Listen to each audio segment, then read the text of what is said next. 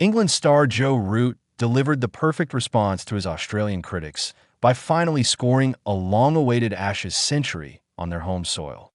Root's struggles in Australia had become a major talking point ahead of the series, with the former captain going 29 innings without a Test 100 in the country before the second Test in Brisbane.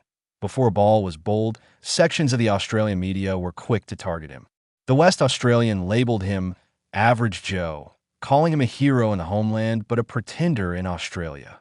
His poor return of just 8 runs across both innings in the opening Test only fueled that narrative as England slipped to a heavy defeat inside 2 days. But under the lights at the Gabba, Root produced one of his finest Ashes performances.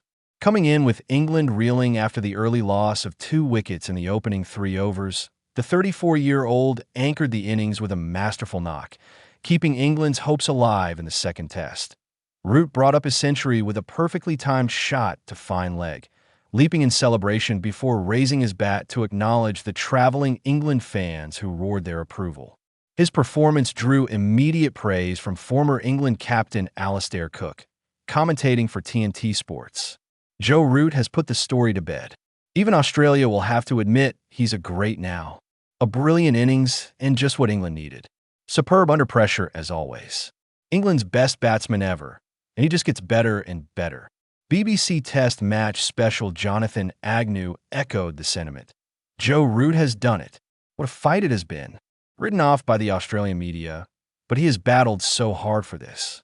That will quieten a few critics.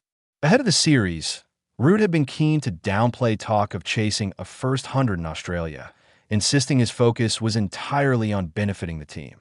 It's my job to score as many runs as I can and affect games positively for England, he told TNT Sports. I've got 4 more years' experience, no captaincy, no COVID distractions. Just the chance to be a good senior player and be as ready as I can be with bat in hand.